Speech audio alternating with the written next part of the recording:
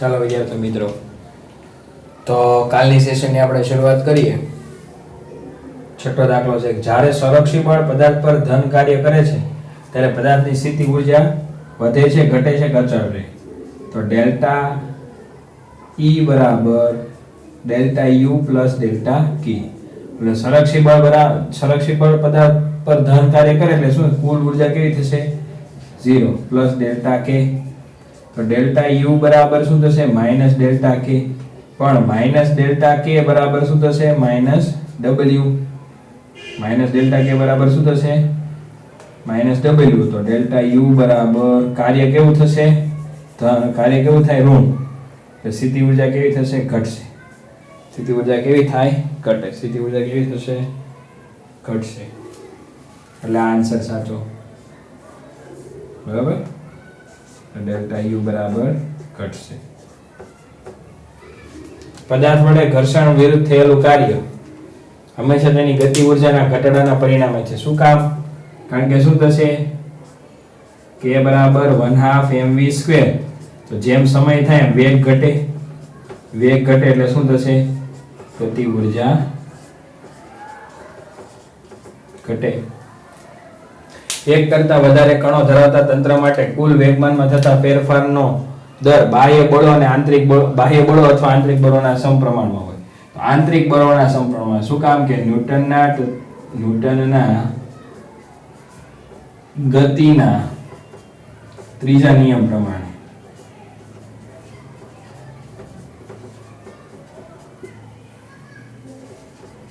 આંતરિક બળોના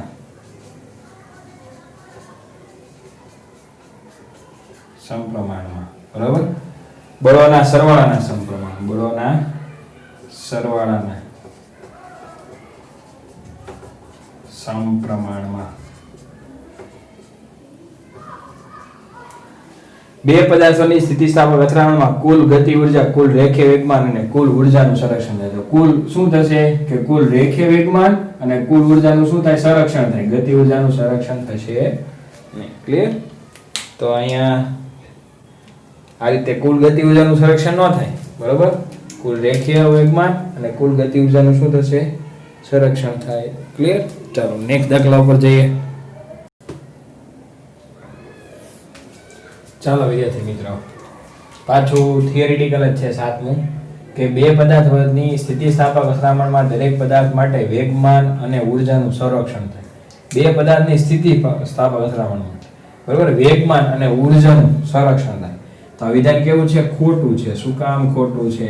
કારણ કે વેગમાનનું સંરક્ષણ તો થશે, બરાબર,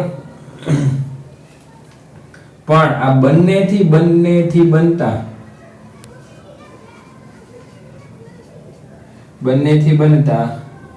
તંત્ર માટે થાય. એટલા માટે બંનેથી બનતા તંત્ર માટે થાય. પદાર્થ પર લાગતા કોઈ પ્રકારના આંતરિક કે બાહ્ય બળોની હાજરીમાં પણ તંત્રની કુલ ઊર્જાનું સંરક્ષણ. આંતરિક કે બાહ્ય બળો ખોટું. બરોબર. આંતરિક કે બાહ્ય બળોની હાજરીમાં કે ગેરહાજરીમાં લખ્યું છે. એક જ મિનિટ. બળોની હાજરીમાં. બરોબર. ખોટું. શું કામ સંરક્ષણ? કારણ કે બાહ્ય બળ કોઈ પદાર્થ પર લગાડે એટલે કુલ ઊર્જા બદલે. એટલે બાહ્ય બળમાં કુલ ઊર્જા બદલાય. ત્રીજું છે બંધ માર્ગો પદાર્થનું ગતિનું એક ચક્ર પૂર્ણ થાય ત્યારે કુદરતમાં દરેક બળ વડે પદાર્થ પર કાર્ય શૂન્ય હોય. તો એ ખોટું છે. શું કામ? કારણ કે જેમ ચક્ર પૂરું કરે એમ ગતિ ઊર્જા કેવી થાય? ઘટતી જાય. એટલે કાર્ય કેવું મળે? ગતિ ઊર્જા ઘટે એટલે કાર્ય ઋણ મળે.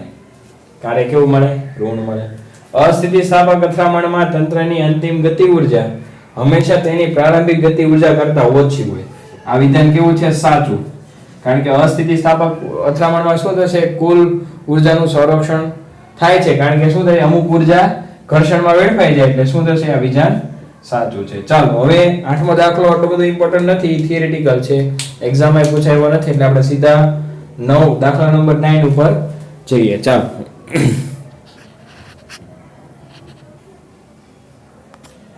ચાલો મિત્રો, 9મા દાખલા ઉપર આવીએ આપણે કે એક પદાર્થ પ્રારંભમાં સ્થિર છે, તે એક પરિમાણમાં અચળ પ્રયોગથી ગતિ શરૂ કરે છે. તો t સમય મળતો પાવર કોના સમપ્રમાણમાં હોય? તો પાવર p બરાબર શું થશે? f * v. બરોબર? આપણી પાસે f એટલે શું થશે? mv. પણ t બરાબર શું થશે? v. તો કે v બરાબર v0 + at. તો v0 બરાબર શું થાય? 0. તો v બરાબર at. તો v ની કિંમત આપણે અહીંયા મૂકી દઈએ તો શું થશે? p બરાબર ma * v. t ની કિંમત ક્યાં મૂકી દઈએ? અહીંયા મૂકી દઈએ ma * at. તો આ અચળ તો પાવર છે એ કોના સમપ્રમાણમાં હશે? સમયના. કોના સમપ્રમાણમાં હશે? સમયના. તો કયો આન્સર? બી આન્સર સાચો. પડે ખબર? ચાલો નેક્સ્ટ દાખલો. ચાલો, એક જ પદાર્થ અચળ પાવર વડે એક જ દિશામાં ગતિ કરે. એક પદાર્થ અચળ પાવર છે ને એક દિશામાં ગતિ કરે તો t સમયમાં તેનું સ્થાનાંતર કોના સમપ્રમાણમાં હોય? તો કાર્ય ઊર્જા પ્રમેય અનુસાર આપણે જોઈએ. બરોબર? તો w બરાબર શું થશે? કાર્ય બરાબર પાવર બરાબર શું થાય? એકમ સમયમાં થતા કાર્ય p બરાબર w/t. તો w બરાબર શું થશે? p * t. હવે કાર્ય જો પદાર્થ અચળ પાવર વડે એક દિશામાં ગતિ કરે છે તો આ કાર્ય શેના રૂપે? ગતિ ઊર્જા રૂપે સંગ્રહ પામ્યું હોય. તેથી w બરાબર શું થશે? 1/2 mv². આ ઇક્વેશન 1, ઇક્વેશન 2. બરોબર સમજજો. તો શું થશે? તો p * t બરાબર 1/2 mv². તો v ને કરતા બનાવીએ તો v બરાબર શું થશે? Power p * t. બરોબર? તો v ને કરતા બનાવીએ તો અંદર શું મળશે? √2pt/m. બરોબર? √2pt/m એવું મળે. બરાબર? આવું મળે. હવે આની અંદર v is proportional to શું થયું? √t થયું અથવા v is proportional to t⁻1/2 થયું. જો ધ્યાનથી જો, આ કોન્સ્ટન્ટ અચળ પાવર છે, દળ પણ અચળ, 2 પણ અચળ. આ ત્રણ રાશિઓ અચળ. બદલાય કોણ છે? t સમયમાં બદલાય છે એટલે t પ્રોપોર્શનલ થઈ જાય. તો v ચલે છે t⁻1/2. હવે વેગ એટલે શું થાય? વેગ બરાબર dx/dt એવું કહી શકશું. વેગ બરાબર શું થાય? dx/dt. તો dx/dt proportional to t⁻1/2. તો dx બરાબર t⁻1/2 * dt એવું થાય. તો બંને બાજુ સંકલન લઈએ dx અને આ બાજુ શું થાય છે? t⁻1/2 * dt. તો dx નું સંકલન શું થશે? x. આપણે પ્રોપોર્શનાલિટી છે. શું છે? પ્રોપોર્શનાલિટી. તો t નું શું થશે? તો t⁻3/2 / 3/2 થાય. તો x is proportional to t⁻3/2. તો શું આવશે? 3/2. બરોબર? કારણ કે શું થશે? 1/2 + 1 કારણ કે એક ઘાત શું થશે? ઉમેરાય. તો અહીંયા પણ નીચે શું આવશે? 1/2 + 1 એટલે શું થશે? 3/2 + 3/2. બરોબર? t⁻3/2. ક્લિયર? ચાલો, સરસ મજાનો દાખલો હતો. તો આ રીતે ગણાય. ચાલો નેક્સ્ટ દાખલા ઉપર. ચાલો મિત્રો, એક પદાર્થ F બરાબર -I + 2J + 3K ન્યૂટન જેટલું બળ લગાવી z અક્ષ ઉપર 4 મીટર જેટલું અંતર કાપે. એટલે F આપણને આપી દીધું -I + 2J + 3K. ડિસ્ટન્સ કેટલું આપેલું છે? 4 મીટર. કેવા? z અક્ષ ઉપર. z અક્ષ પર. તો z અક્ષ પર એટલે શું કહેવાય? તો કે d બરાબર 0 + 0 + 4k. શું કહેવાય? 4k. તો આને f ને આ રીતે લખી શકાય. માનાંકમાં લખવા હોય તો -1, 2, 3 અને d ને આ રીતે લખી શકાય 0, 0, 4. બરોબર? આપણું કાર્ય શું છે? w બરાબર બંને એક દિશામાં થાય છે એટલે f * d. તો f કેટલું છે? -1, 2, 3 ઇન્ટુ શું થશે? 0, 0, 4. તો આ બંને ઘટકો કેવા થશે? જો -1 સાથે 0 0, 2 સાથે 0 એટલે 0, એટલે 3 સાથે 4 એટલે 3 ચોક 12. તો W બરાબર કાર્ય આપણને શું મળશે? 12. W બરાબર આપણને કાર્ય શું મળશે? તો 0 + 0 + 12 શું થશે? 12 જૂલ. કાર્ય આપણને કેટલું મળે? 12 જૂલ. ક્લિયર? સરસ મજાનો દાખલો. ચાલો નેક્સ્ટ દાખલા ઉપર. ચાલો, કોસ્મિક કિરણોના એક જૂથમાં એક ઇલેક્ટ્રોનની ગતિ ઊર્જા 10 કિલો ઇલેક્ટ્રોન વોલ્ટ, બરોબર? તો k ઓફ ઇલેક્ટ્રોન કેટલો છે? 10 કિલો ઇલેક્ટ્રોન વોલ્ટ. તથા પ્રોટોનની ગતિ ઊર્જા kp બરાબર કેટલી છે? 100 કિલો ઇલેક્ટ્રોન વોલ્ટ. તો આ બંને કણોમાંથી કયો કણ વધારે ઝડપી હશે? તેમની ઝડપનો ગુણોત્તર મેળવો. તો બંનેનો કઈ રીતે કરજો? ગતિ ઊર્જા આપેલી છે તો આપણે કહીએ ke છેદમાં kp બરાબર 1/2 me ve સ્ક્વેર છેદમાં 1/2 mp vp સ્ક્વેર. બંનેની ઝડપનો ગુણોત્તર. તો ke ke આપણને આપી દીધું છે 10 કિલો ઇલેક્ટ્રોન વોલ્ટ અને આપી દીધું છે કેટલું? 100 કિલો ઇલેક્ટ્રોન વોલ્ટ બરાબર 1/2 કેન્સલ. me આપણને આપી દીધો છે 9.11 into 10⁻⁻31 અને mp આપી દીધું છે 1.67 માસ of proton 10⁻27 into ve square by vp square. ve square by શું થશે? vp square. બરોબર? બંનેની ઝડપનો ગુણોત્તર લેવાનો છે. કોણ વધારે સ્પીડી હશે એ આપણે ફાઇન્ડ કરવાનું છે.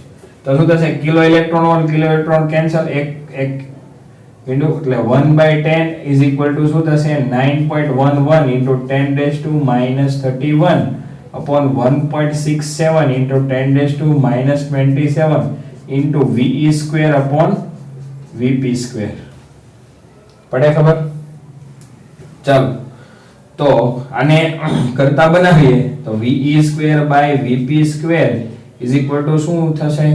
આ બાજુ આવી જશે ve square by vp. તો આ 1.67 into 10⁻27 upon 9.11 into 10⁻31 બરોબર? આ નીચે વયા જશે, આ ઉપર નીચે વયા જશે. આ એમ નામ રવા દીધું છે, બરોબર? ઇન્ટુ શું થશે? અહીંયા 10 છે એટલે શું થઈ જશે? અહીંયા 30. તો શું થશે? 1.67 upon 9.11 ગુણ્યા 10⁻37 પ્લસ 30 ઉપર વયા જાય તો કેટલા વધશે? 1.67 upon 9.11 બરાબર 10 સમથિંગ આવશે 27 માંથી કેટલા આવશે? 3. કેટલા આવશે? 10⁻3. તો આપણો ફાઇનલ આન્સર હશે, બરોબર, v square upon vp square. તો ve square upon vp square બરાબર 183.32. તો ve by vp રૂટ કાઢી લઈએ આનું તો રૂટ કાઢી કેટલું છે? 13.54. તો ve બરાબર 13.54 vp કહેવાય. એટલે કોનો વેગ વધારે હશે? તો ઇલેક્ટ્રોનનો વેગ, બરોબર, ઇલેક્ટ્રોન પ્રોટોન કરતા વધારે ઝડપી કહેવાય છે. આની અંદર જો ઇલેક્ટ્રોન છે એ પ્રોટોન કરતા, શું કામ? કારણ કે ઇલેક્ટ્રોનનો વેગ 1 હોય ત્યારે પ્રોટોનનો કેટલો? 13.54, બરોબર? એટલા ગણો ઇલેક્ટ્રોનનો. પ્રોટોનના ગુણ્યા 13.54 થાય ત્યારે 1 ઇલેક્ટ્રોનનો વેગ થાય, એટલો સ્પીડી હોય. તો લખવાનું ઇલેક્ટ્રોનનો વેગ વધારે, બરોબર? ઇલેક્ટ્રોનનો વેગ વધારે. બહુ સરસ દાખલો છે, બરોબર? તો સમજવાનો છે. પડે ખબર? ચાલો નેક્સ્ટ દાખલા ઉપર આવીએ.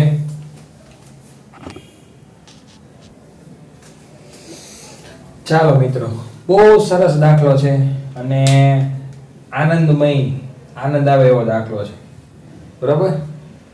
વરસાદનું 2 mm વાળું એક ત્રિજ્યા આર આપી દીધી છે આપણે, 2 mm. એક ટીપું 500 મીટર ઊંચાઈ, 500 મીટર ઊંચાઈથી નીચે પડે છે. આ ટીપું 500 મીટર ઊંચાઈથી નીચે પડે છે. 500 મીટર ત્યારે પ્રથમ અડધી ઊંચાઈ સુધી, અડધી ઊંચાઈ 250 મીટર ઘટતા જતા પ્રવેગથી અને બાકીની અડધી ઊંચાઈ સુધી પ્રાપ્ત કરેલી 10 મીટર પ્રતિ સેકન્ડની અચળ ઝડપથી. તો અહીંયા બાકીની અડધી ઊંચાઈમાં વેગ કેટલો છે? 10 મીટર પર સેકન્ડ. કેવો? અચળ છે. એટલે પ્રવેગ અહીંયા કેવો હશે? 0. આ બંને ભાગમાં ગુરુત્વાકર્ષણ બળ વડે ટીપા પર થયેલું કાર્ય પેલું શોધવાનું છે. A એટલે ગુરુત્વાકર્ષણ બળ વડે થયેલું કાર્ય. તેની સમગ્ર મુસાફરી પર હવાના અવરોધક બળ વડે કેટલું કાર્ય થયું છે? તો હવાના અવરોધક બળ વડે કાર્ય શોધવું હોય તો પહેલા ગુરુત્વાકર્ષણ બળ વડે કાર્ય શોધવું પડે. હવે ગુરુત્વાકર્ષણ બળ વડે કાર્ય શોધવું હોય તો પહેલા અડધા ભાગ વડે થયેલું કાર્ય જ્યારે ઘટતા જતા પ્રવેગમાં અને બાકીનો જ્યારે પ્રવેગ અચળ બીજા અડધા ભાગમાં કાર્ય શોધવું પડે. બંનેનો સરવાળો કરી અને સમગ્ર ગતિ માટે કાર્ય શોધવું પડે. બરોબર? સમગ્ર અંતર માટે કુલ કાર્ય. હવે આ કાર્ય મળે અને ગુરુત્વાકર્ષણ બળને લીધે કાર્ય મળે. બેમાંથી આપણે બેનું કાર્ય મળે અને ગુરુત્વાકર્ષણ બળનું કાર્ય મળે. બંનેનો બાદબાકી કરીએ એટલે આપણને શું મળશે? હવાના અવરોધક બળ વડે થતું કાર્ય મળશે. બરોબર? આ મેં એઝ ફિઝિક્સની રીતે વાત કરી દીધી. ચાલો હવે આપણે થોડું પ્રેક્ટિકલી આમાં જોઈએ. તો પહેલા આપણને એમ નથી આપેલો, તો ઘનતા બરાબર દળના છેદમાં કદ. તો ઘનતાને શું કહેવાય? ρ. દળને કહેવાય m, કદને કહેવાય v. તો શું થશે? m બરાબર ρ v. હવે v બરાબર આમાં શું કહેવાય? તો ટીપાનું કદ એટલે 4/3 પાઈ r ક્યુબ. યાદ રાખો, કારણ કે આપણને ખાલી ત્રિજ્યા આપી દીધી છે. તો v ની કિંમત અહીંયા મૂકી દઈશું. આપણે આ કદ છે, વેગ નથી. છોકરાઓ યાદ રાખજો. ચાલો હવે આપણે દાખલો ગણતા જઈએ. તો પ્રથમ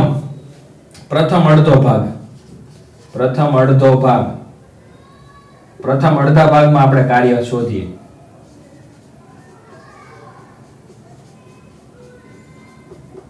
તો W બરાબર અડધા ભાગમાં નીચે આવે છે એટલે કાર્ય શું? સ્થિતિ ઊર્જા રૂપે સંગ્રહ પ્રથમ અડધા mgh આવશે શરૂઆતમાં. તો m આપણી પાસે છે ρ into v into g into h. m બરાબર ρ v લખી શકું. તો ρ into શું થશે? 4/3 પાઈ r cube into g into h. આપણી પાસે હવે બધું છે. આપણી પાસે શું છે? હવે બધી વસ્તુ છે. બરોબર? g ની કિંમત છે.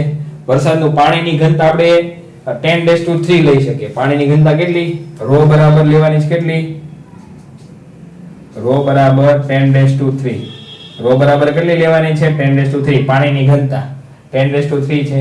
તો આપણે કિંમતો મૂકીએ. 10⁻³ ગુણ્યા 4/3 ગુણ્યા 3.14 ગુણ્યા r. r કેટલું આપ્યું છે? 2 નો mm આપેલું. જો 2 mm એટલે શું થશે? 2 into 10⁻³ નો વર્ગ શું થશે? મીટર. g આપેલું છે આપણને 9.8. ઊંચાઈ કેટલી? પ્રથમ અડધી એટલે અડધી ઊંચાઈ કેટલી થશે? 250. 250. તો એનો આન્સર પ્રથમ અડધા ભાગમાં w બરાબર શું આવશે? 82058.6 into 10⁻⁻6 જૂલ. શું આવશે? 10⁻⁻6 જૂલ. આપણે છે ને પાછળ ચેક કરી લઈએ ટેક્સ્ટ ની. ચાલો ઓકે.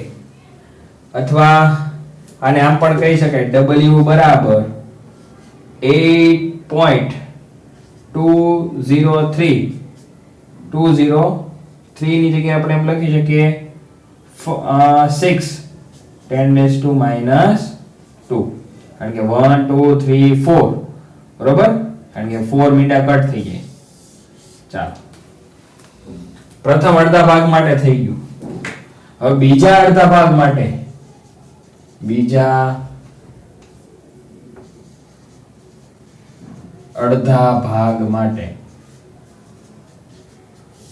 થયેલું કાર્ય. તો બીજા અડધા ભાગ માટે થયેલું કાર્ય આમાં હવે સંપૂર્ણપણે પદાર્થની ગતિ કેવી છે? અચળ. એટલે ગતિ ઉર્જાનું સ્થિતિ ઉર્જાનું સંપૂર્ણપણે ગતિ ઉર્જામાં રૂપાંતર થયું. એટલે કાર્ય છે એ ગતિ ઉર્જા રૂપે. તો 1/2 mv². તો 1/2 m કેટલો છે આપણી પાસે? હવે m ની પાછું એનું એ જ છે. તો m એટલે શું થશે? ρ * v * v². આ વેગ છે ને આ કદ છે છોકરાઓ. આ વેગ છે ને આ શું છે? કદ છે તો 1/2 રો એનું a v એટલે શું થશે 4/3 pi r cube into શું થશે અહીં ક્યુબ આવે okay pi r cube into શું થશે v સ્ક્વેર ચાલો બધાયની કિંમત મૂકી દે રો ની કિંમત 10⁻³ into 4/3 pi 3.14 શું થશે અહીંયા 2 into 10⁻³ બરોબર 2 into 10⁻³ નો ક્યુબ into વેલોસિટી આપણને આપી હતી કેટલો વેગ 10 મીટર પ્રતિ સેકન્ડ એટલે 10 નો સ્ક્વેર તો આ આપણને મળશે આવડી આપણને મળશે વર્ક બરાબર 1674.66 into 10⁻⁷ જૂલ into 10 શું થશે -7 જૂલ એટલે 1 2 3 4 અને 5 એટલે w બરાબર 0.167 into 10⁻² જૂલ આપણને બે એક કાર્ય મળી ગયું આને કહી દે w1 આને કહી દે w2 બરાબર અડધા ભાગમાં આપણને મળી ગયું હવે શું કરવાનું છોકરાઓ બરાબર સમગ્ર ગતિ માટે આપણે કાર્ય શોધવાનું છે બરાબર સમગ્ર ગતિ માટે આપણે કાર્ય શોધવાનું છે ક્યારે સમગ્ર ગતિ માટે કે ઊંચાઈ 500 મીટર હોય ત્યારે તો પહેલા આ બંનેના મૂલ્યો અહીંયા લખી નાખું જેથી આપણને બોર્ડ ભરાઈ ગયું છે એટલે બંનેના મૂલ્યો લખવા પડશે ચાલો બંનેના મૂલ્યો લખી નાખું છું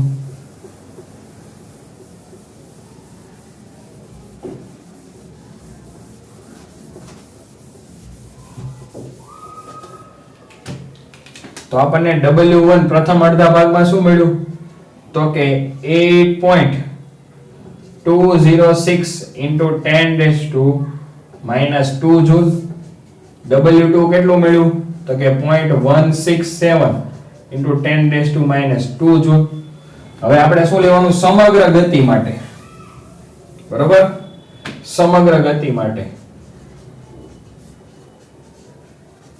હવે સમગ્ર ગતિ માટે ઉપરથી ટીપવું પડે એટલે નીચે પાછું શું થઈ જાય બરોબર ગતિ ઊર્જાનું સંપૂર્ણ સ્થિતિ ઊર્જામાં રૂપાંતર થાય સમગ્ર ગતિ માટે શું આવશે mgh તો પાછું એનું એ ρ into v into g into h કારણ કે m બરાબર શું છે ρ v હવે v ની જગ્યાએ શું મૂકીશ 4/3 pi r cube into g into h હવે ચેન્જીસ ક્યાં આવશે તો કે 10⁻³ 4/3 એના a pi પણ એના a r 2 into 10⁻³ no cube એ પણ એનું a 9.a એના a અને h શું આવશે 500 અહીંયા શું આવશે 500 પહેલા આપણે શું લેતા 250 બરોબર આમાં શું આવશે 500 તો આનો આન્સર આવશે આપણી પાસે શું આવશે તો આનો આન્સર આપણી પાસે હશે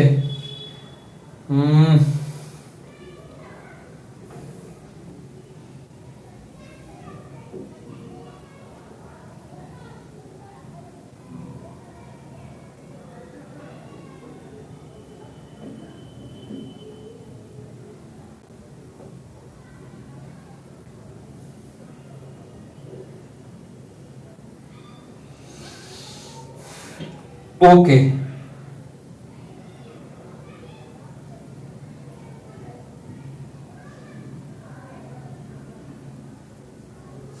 તો કેટલો આવશે 0.16394 સોરી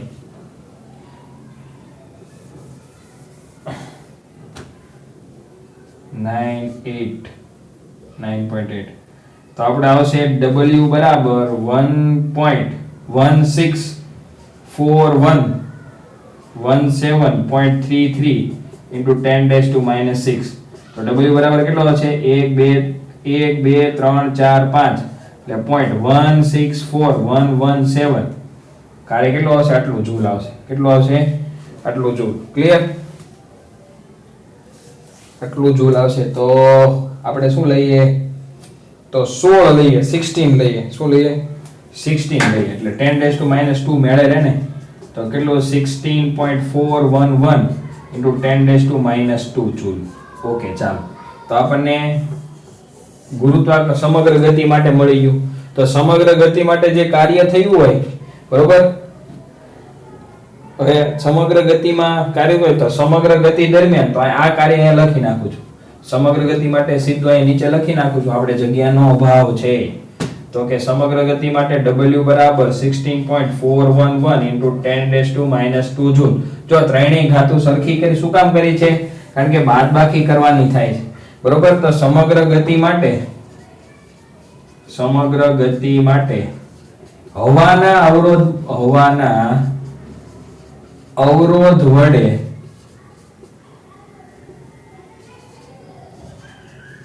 થતું કાર્ય, તો હવાના અવરોધ વડે થતું કાર્ય કે સમગ્ર ગતિ માટે થતું કાર્ય અને ગુરુત્વાકર્ષણ બળ વડે થતું કાર્ય, તો શું થશે? તો ગતિ ઊર્જામાં ફેરફાર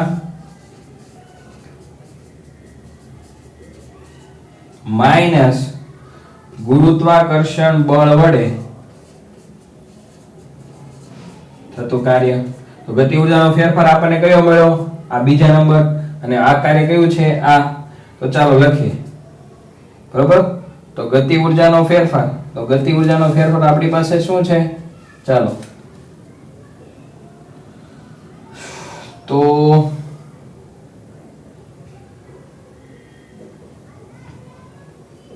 (0.167 into 10⁻² minus 16.411 into 10⁻². તો આપણે કાર્ય કેટલું મળશે? -0.1624. આપણે કાર્ય કેટલું મળશે? 1624. કાર્ય કેટલું મળશે આપણને? 1624 જૂલ.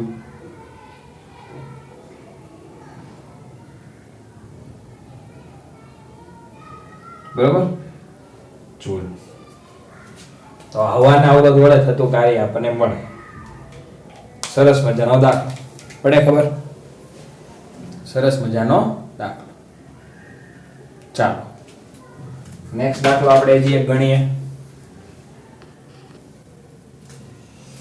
વાયુ, ચાલો આપણે સ્વાધ્યાય 6.14.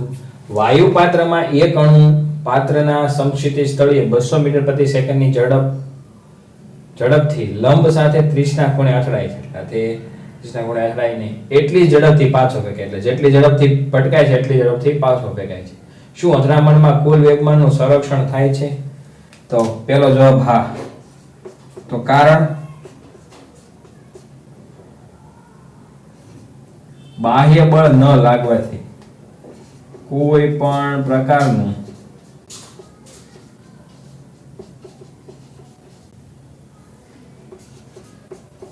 બાહ્ય બળ ન લાગવાથી વેગમાનનું સંરક્ષણ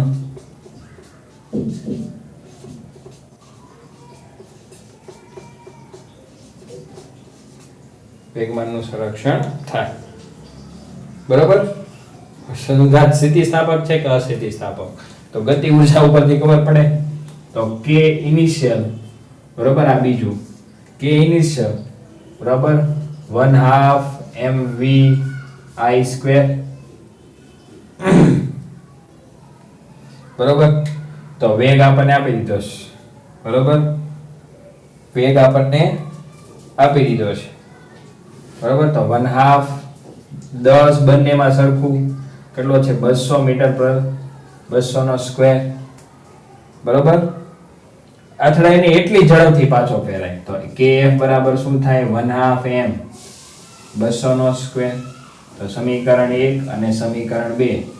તો સમીકરણ 1 અને 2 પરથી ki kf, તો આપણે છોકરા વ્યાખ્યા ભણીએ કીધા, બરોબર. ગતિ ઊર્જા પહેલા અથડામણ પહેલાની અથડામણની જો સરખી રહેતી હોય તો સંઘાત કેવું કહેવાય? સ્થિતિસ્થાપક.